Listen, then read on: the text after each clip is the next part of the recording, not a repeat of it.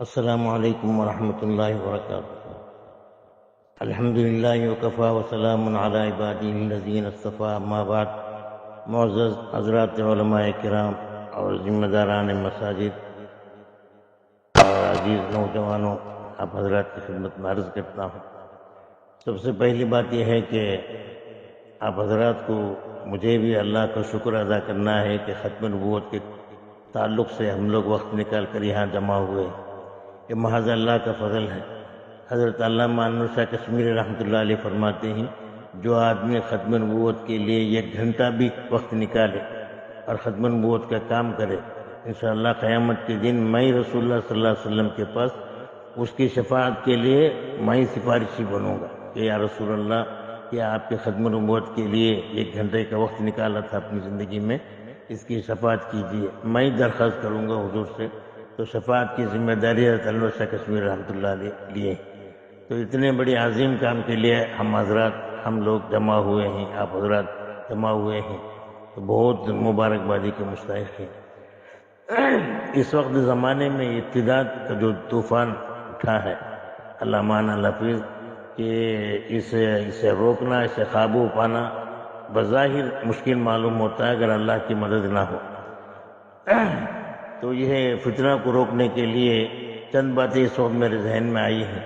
تو یہ ہے کہ رمضان شریف کا پہلی بات یہ ہے کہ رمضان شریف کا مہینہ آنے والا ہے، اس میں کافی حضرات جو ہے الحمدللہ تراویح میں اور فجر میں جمع ہوتے ہیں۔ تو سب سے پہلے کام جو ہے عقائد کا درس شروع کریں پورے رمضان، چاہے فجر کے بعد، چاہے ظہر کے بعد، چاہے تراویح کے بعد، کہ جن عقائد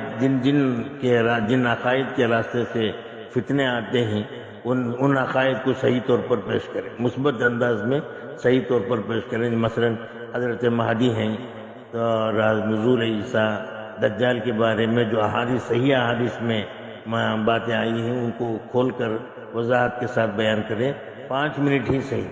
اگر تراویح کے بعد کسی جگہ عمومی بیان ہے تو بیان کے ساتھ آخر میں 1-2-3 منٹ جو ہے عقائد کے تعلق سے بات کریں۔ اس کے تعلق سے مولوی اسامہ کے پاس ہماری کتابیں ہیں، سوال جواب کے انداز میں 55 سوال جواب پورے عقائد کے تعلق سے ہیں، توحید کے بارے میں، رسالت کے بارے میں، ختم نبوت کے بارے میں اور حضرت مہدی کے بارے میں۔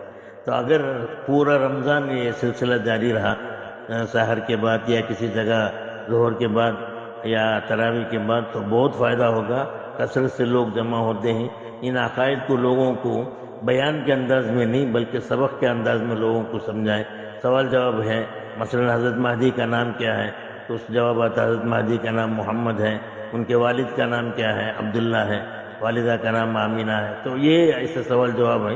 تو اس سوال جواب کو جو ہے پہلے ائمہ جو ہے اچھی طرح مطالعہ کریں، کچھ تفصیل بھی ذرا دیکھ لیں، اس کے بعد وہ عقائد کے درس عقائد میں سے پیش کریں سال رمضان بھر پورے مہینے میں، تاکہ یہ عقائد جو ہے صحیح عقائد مسلمانوں کے گھروں تک پہنچ سکے۔ دوسری بات یہ ہے کہ آخری عشرے میں اعتکاف کا سلسلہ شروع ہوتا ہے، تو ذمہ داران مساجد سے اور آپ حضرات علماء کرام سے جو اکثر ائمہ رہیں گے، ان سے میری درخواست ہے کہ جو اعتکاف کرتے ہیں مسجد میں، تو جہاں تک ہو سکے صرف اپنے محلے کے افراد کو اپنی مسجد میں اعتکاف کرنے کی اجازت دیں، جن سے جان پہچان ہو، ذمہ داران جن کو جانتے ہوں، ائمہ کرام جن کو جانتے ہوں، ان حضرات کو اجازت دیں اعتکاف کرنے کی، ورنہ کسی اور کو اجازت، جو آدمی جن کو نہیں جانتے ہیں، نئے چہرے ہیں، تو ان لوگوں سے جہاں تک ہو سکے ان کو اعتکاف سے روک دیں۔ کیونکہ عام طور پر گزشتہ رمضان بھی، اس سے پہلے بھی دیکھا گیا، عام طور پر شکیلی لوگ جو ہے مسجدوں میں اعتکاف میں آتے ہیں اور اعتکاف میں آ کر جو ہے لوگوں کے عقائد کو، وہاں کے رہنے والوں مصلیوں کو، ان کے عقائد کو بگاڑتے ہیں۔ اس لیے جہاں تک ہو سکے، جن محلے میں جن افراد کو جانتے ہیں، صرف ان افراد کے اعتکاف کی اجازت دیں، اور مسجد میں ان کی نگرانی کرتے رہیں کہ کون ان سے ملتا ہے۔ اگر کوئی آ کر ان سے ملتا ہے، نیا چہرہ ہے، اس کی تحقیق کریں۔ اعتکاف معتکفین حضرات سے جو آدمی ملتا ہے، ہو سکتا ہے ایسا بھی ہو کہ کوئی شکیلی جو ہے اعتکاف کرنے والوں سے تنہائی میں آ کر ملے، دن کے 10 بجے 11 بجے، عام طور پر عموماً مساجد میں افراد نہیں ہوتے، تو تنہائی میں آ کر ملیں گے اور ان کے برین واش کریں گے اور اپنے غلط عقائد ان کے سامنے پیش کریں گے۔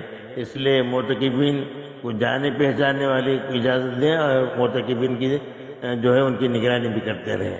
یہ دوسرے نمبر پر یہ کام بہت ضروری ہے رمضان شریف میں. تیسری بات یہ ہے کہ حضرات علماء کرام کی خدمت میں مؤدبانہ درخواست ہے کہ اپنے گھروں میں عقائد کی تعلیم شروع کریں. بہت سے ویڈیوز دیکھے رہیں گے آپ، خاص طور پر حضرت محتمم صاحب حضرت مولانا مفتی ابوالقاسم صاحب دامت برکاتہم نے کہا تھا کہ شیخ الحدیث حضرت مولانا نصیر احمد خان صاحب کا پوتا جو ہے شکیلی بن گیا ہے، اور اسی طرح بہت سے علماء کرام کی اولاد جو ہے شکیلی یا غامدی فتنے میں مبتلا ہیں. اس لیے ہماری سب سے بڑی خوش فہمی ہے کہ ہم لوگ عقائد سے واقف ہیں اور ہمارے گھر والے بھی جو ہے عقائد سے واقف رہیں گے. اس لیے عقائد کے جو ہے عام طور پر درس نہیں ہوتا. اس لیے آپ حضرات علماء کرام کے خدمت میں عرض کرتا ہوں کہ پہلے اپنے گھر کے اندر جو ہے عقائد کے سبق شروع کریں. جو ہمارے جو 55 سوال جواب ہے مولوی اسامہ کے پاس ہے، وہ اپنے گھروں میں بیوی ہیں، ماں ہیں، بہن ہیں، بچے ہیں، خاص طور پر بچیاں ہیں، ان کے اندر جو ہے اسے عام کریں، ان کو ان کے صحیح عقائد سمجھائیں. اور دوسری بات، محلے کے اندر جتنے بچے حساب نکالیں کہ کتنے نوجوان بچے بچیاں کالجوں میں پڑھتے ہیں، ان کا ہر امام جو اپنے محلے کے اگر حفاظت کر لے تو انشاءاللہ فتنہ قابو میں آ سکتا ہے. دور دور سفر کر کے ادھر ادھر جانے کی ضرورت نہیں. میں اس مسجد کا، اس محلے کا میں امام ہوں، میری ذمہ داری، میں اس محلے کے مسجد کا ذمہ دار ہوں.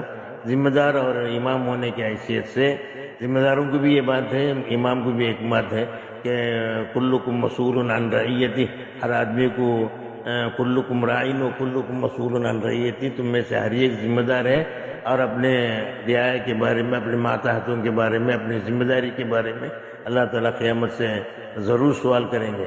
اس لیے ہر امام جو ہے اپنے محلے کا ذمہ دار ہوتا ہے.